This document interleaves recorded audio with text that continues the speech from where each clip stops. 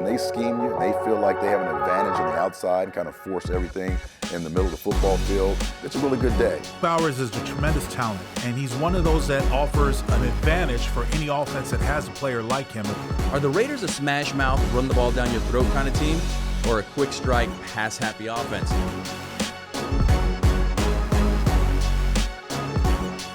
Welcome to Raiders Roundtable. I'm JT. The Hall of Famer Eric Allen is here, and another loss, a tough loss for the Raiders.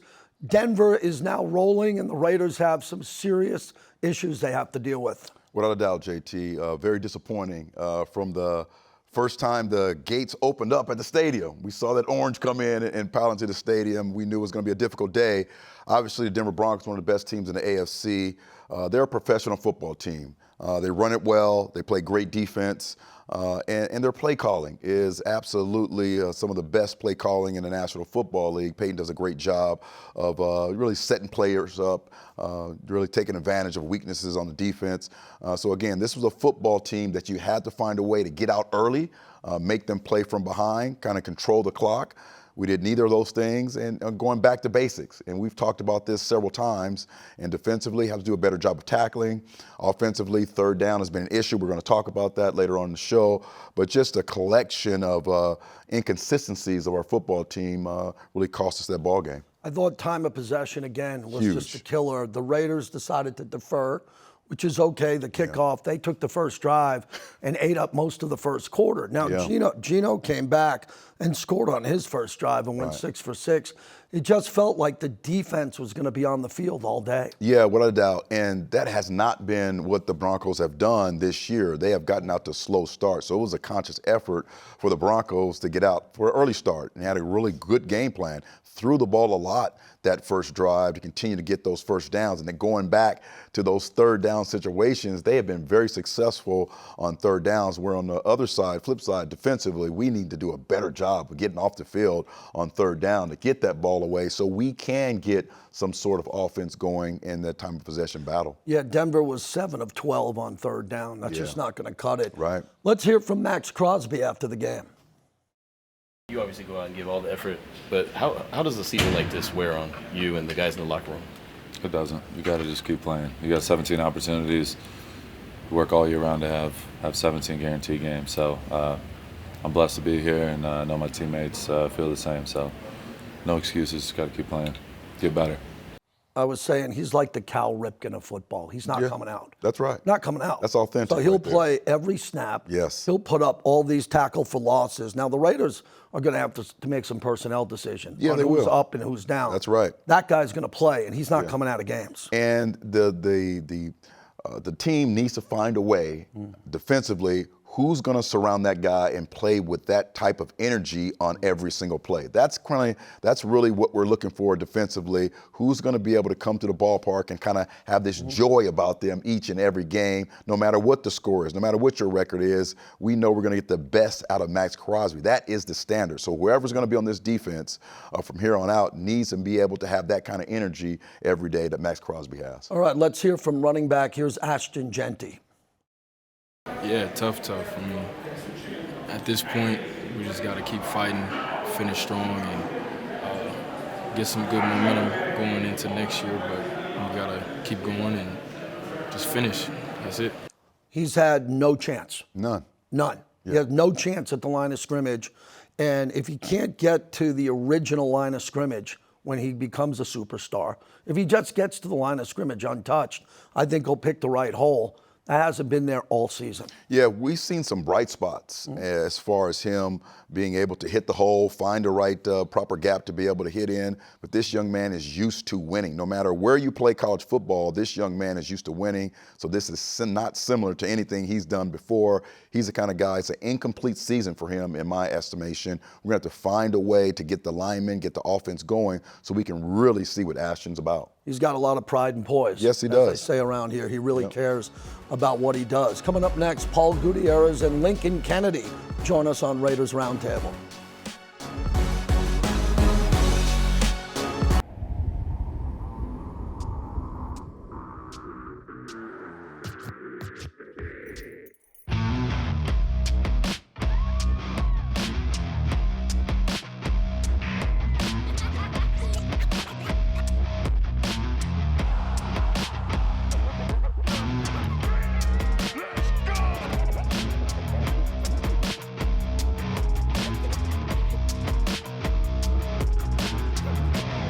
At Cox, we're always a step ahead.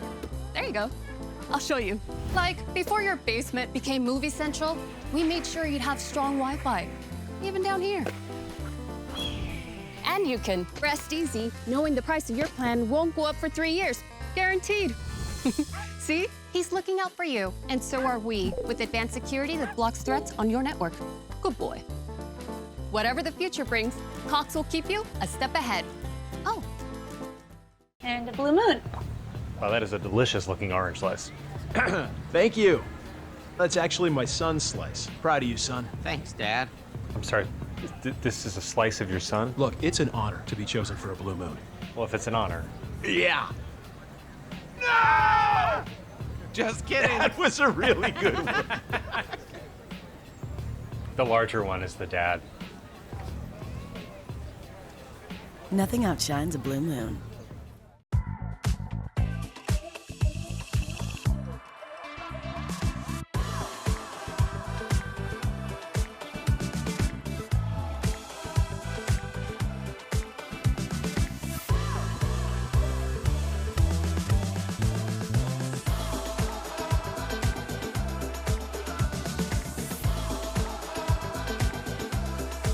Yamava Resort and Casino at San Manuel. You in?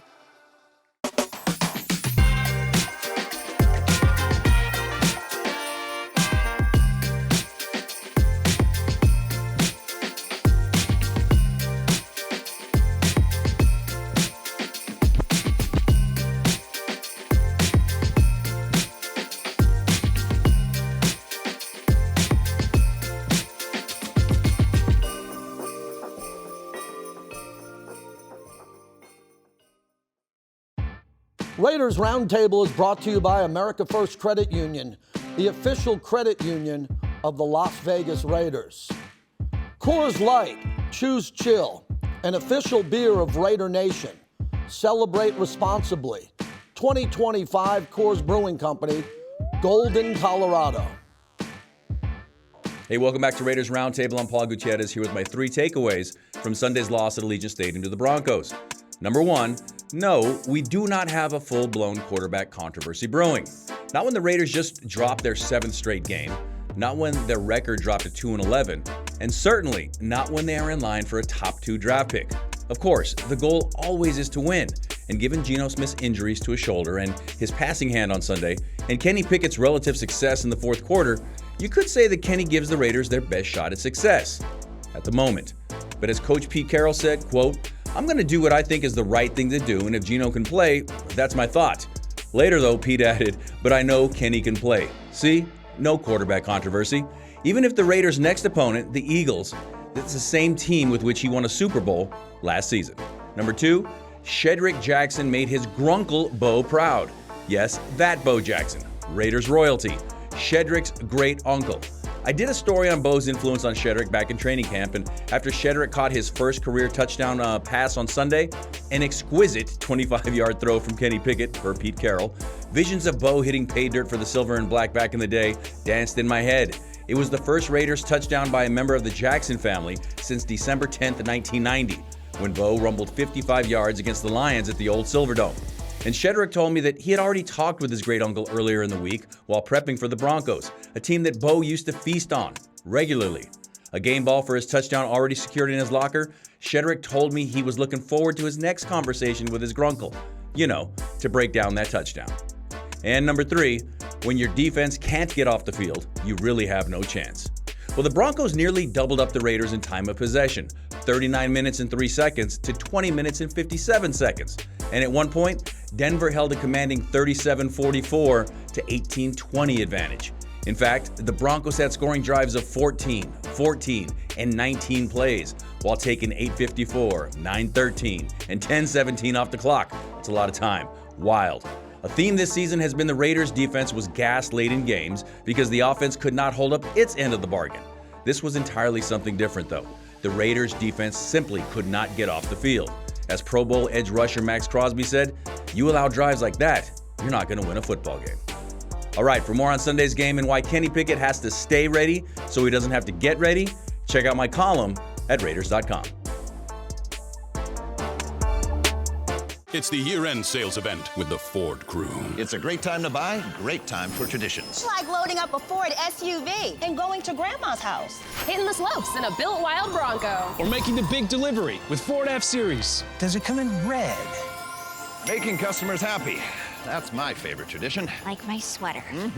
During the Ford year-end sales event, get 0% APR for 60 months with 0 down payment and 0 payments for up to 90 days on select 2025 Ford vehicles.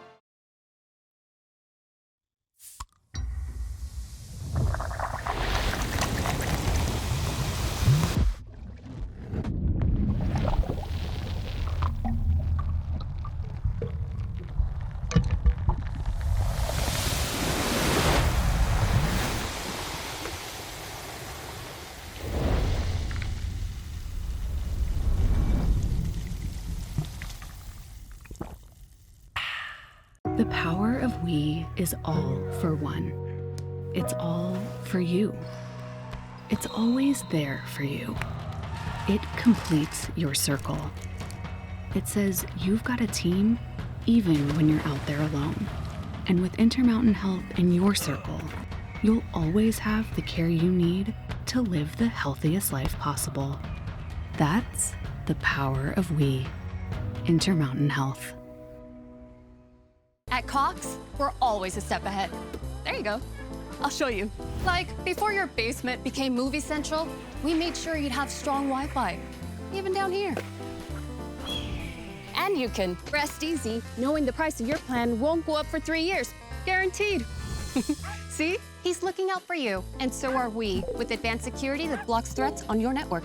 Good boy. Whatever the future brings, Cox will keep you a step ahead. Oh.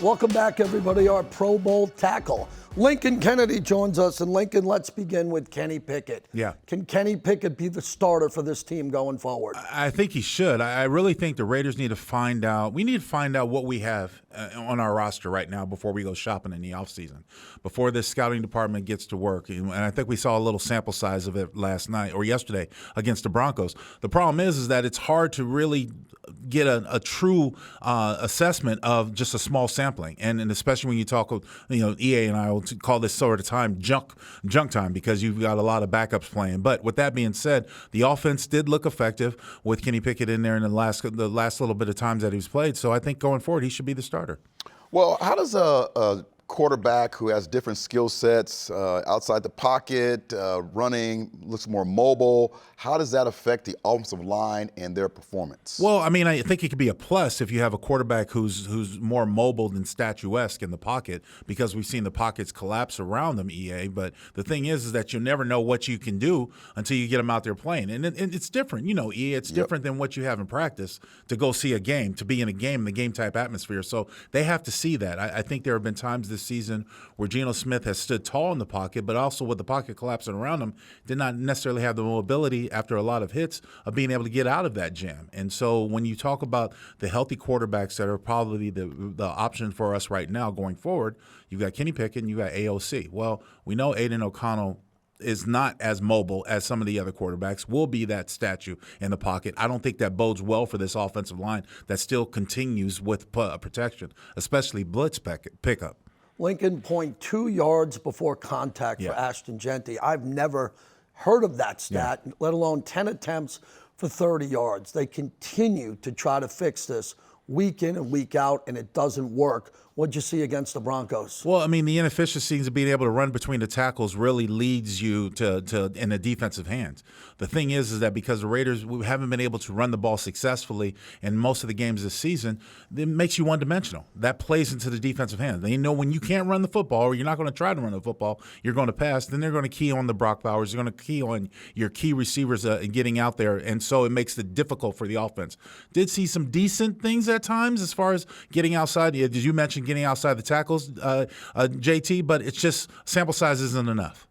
I tell you, how disappointing is it for an offensive lineman to have 31 yards in week 12 and then come in and have 41 yards in total rushing this week. And it has to be an incomplete grade for Ashton, but as an offensive lineman, does that like hit you in the heart that you're not able to have those explosive plays in the running game? What hurts my heart is you only have 45 offensive plays. Yeah. That's what hurt my. It's that. Look, JT knows me. EA, you know me. Look, I'm all about time of possession. I'm all about number of offensive plays. That's a true, for me, that's a true marker of how good or how bad the day went. Denver outlasted us almost 2-1 in the time of possession calls, and just about the same thing when it comes to total plays. It's hard to be effective when you can't be on the football field, when you can't sustain drives, when you can't get, as an offensive lineman, when you can't get into a real lather. If I'm going out there for 3 plays and I'm sitting for 12 plays or 10 minutes, I got to get warmed up to go back out there again. You have to restart your engine. It's not that simple. Yeah, you nailed it there. When it comes to third down offense, 3 of 9 on third down. Yeah. This has been a trend all year for 2 reasons. Either they're starting with third and long, past 10 yards, or it's third down and they just don't have time to run the play, and the pocket breaks down and Geno gets sacked. Yeah, that's exactly what the signs of we saw this season, guys. Look, JT and EA, when I look at this, the way the season has gone for the team, I look at the fact that they can't sustain drives, and there are times where they seem like they got everything picked.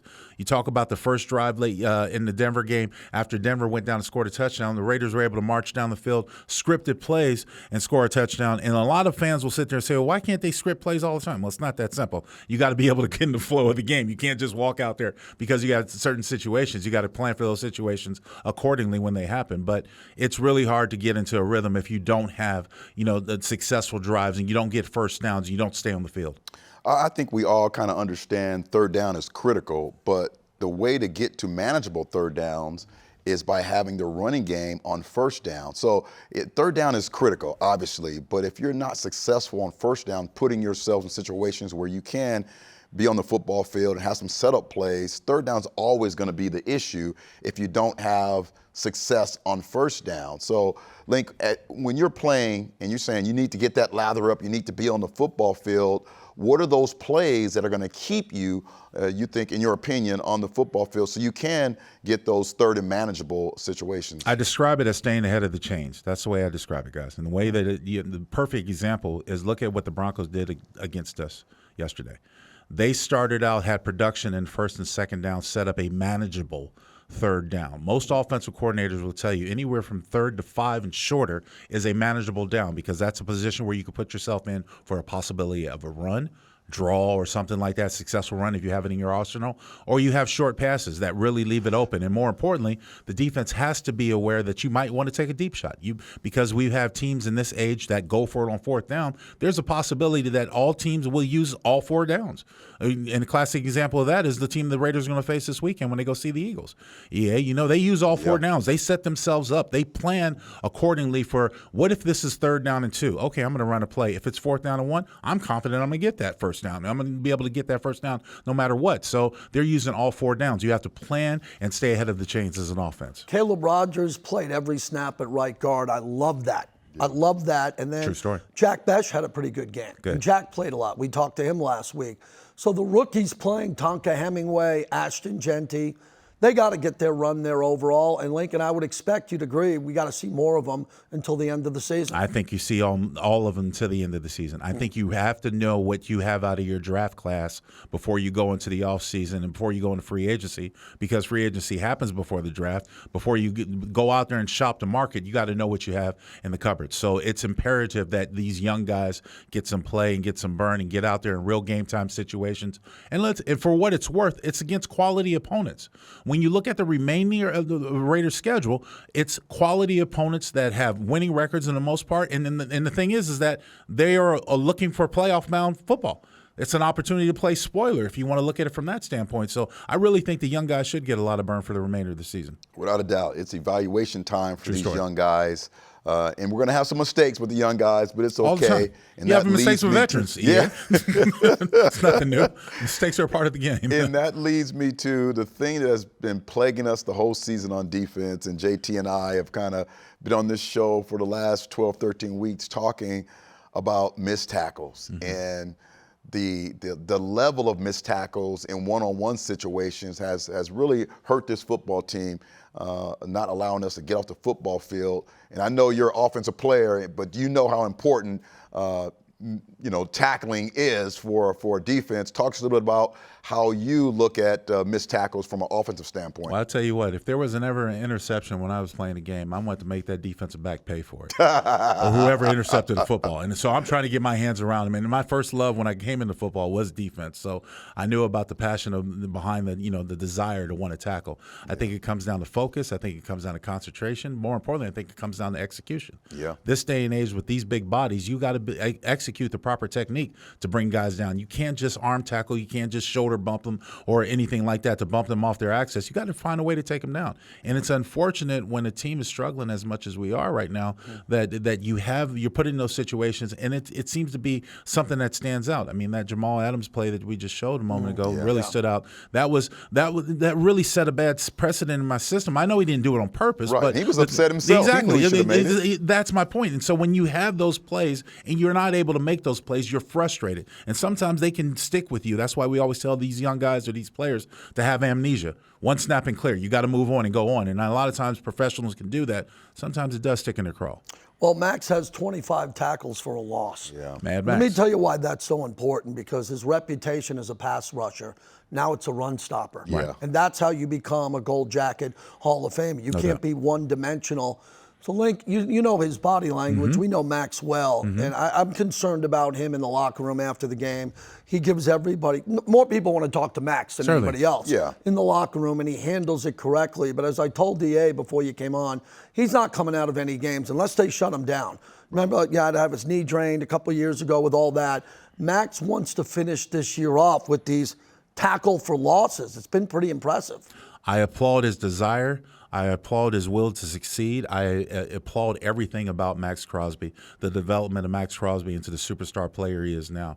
And I think that at times that's infectious, where other guys can carry suit, and we see other guys play very well. The problem is that it's when you're out there for so long, it's hard to stay fresh from the beginning to the end. And that's something that has plagued our defense all season with the number of time of possession in the other team's favor.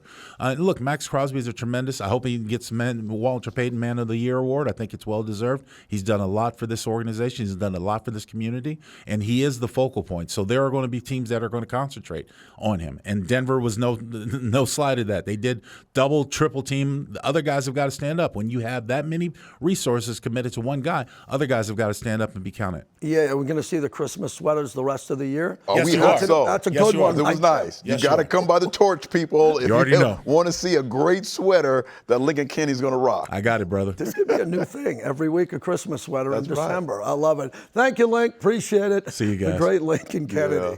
Yeah, when he comes by the torch. We love it. We love it. Yeah, I call it the selfie station now. we got a commercial. I got to rail you both back in there before that. When we come back, we're going to take a look at the schedule coming up, and it's pretty daunting on Raiders Roundtable. This is not a blue moon. Now it is. Now it's not. Now it is. Now it's not. Now it is. Now it's not. Now it is. A Valencia orange makes a blue moon, and everything a little brighter.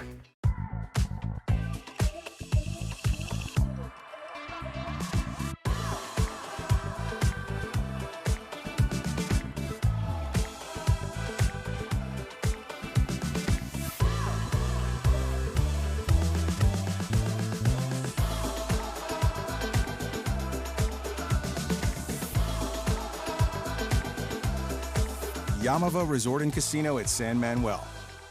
You in? It's the year-end sales event with the Ford crew. It's a great time to buy, great time for traditions. It's like loading up a Ford SUV and going to Grandma's house. Hitting the slopes in a built wild Bronco. Or making the big delivery with Ford F-Series. Does it come in red? Making customers happy. That's my favorite tradition. Like my sweater. During the Ford year-end sales event, get 0% APR for 60 months with 0 down payment and 0 payments for up to 90 days on select 2025 Ford vehicles. Could you hand me a piece of tape?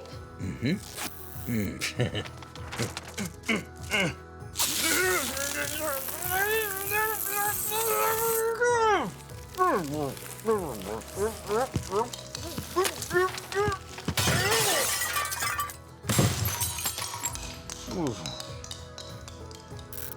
your money working this holiday season and get a cash bonus when you open a checking account at America First Credit Union. When things heat up, you don't just want a cold one. You want the coldest one. The cold lagered, cold filtered, cold packaged one. Mountain Cold Refreshment. Coors Light. Choose chill. Raiders Roundtable is brought to you by America First Credit Union, the official credit union of the Las Vegas Raiders. Welcome back, everybody. We usually take a look at the schedule ahead of time. You're going to go see the Eagles tonight in L.A. We're going to see the Eagles next Sunday. That's not going to be easy. They're struggling a little bit. They are. Yeah, on both sides of the ball. Usually they have that dominant offensive line. That has not been the case so far. Usually have a tremendous pass rusher. That has not been the case so far. So it's going to be interesting what happens with those Eagles. Man, that Texans defense. Oh, that defense. Oh, they are one of the best in the league right now. So we really have to have all of our offensive pieces in place. Everybody's talking about the Giants because of the draft pick. Yes. Rightfully so. Yeah. So in the next 2 weeks, the number one pick overall in the draft could come back to that game, potentially. Yeah, that's right, yeah. And then after that, Kansas City could be eliminated by the time they get here, which is hard to believe saying that, huh? Man, as long as we've been here, they have been the toast of not just the AFC West, but the division and most likely the Super Bowl champ. They've done an incredible job, Andy, and that football team, but I think this may be the end of this run, and they're going to have to kind of find a way to get back into a situation where they're a dominant team again. But, just the loss the last couple of weeks have really hurt them.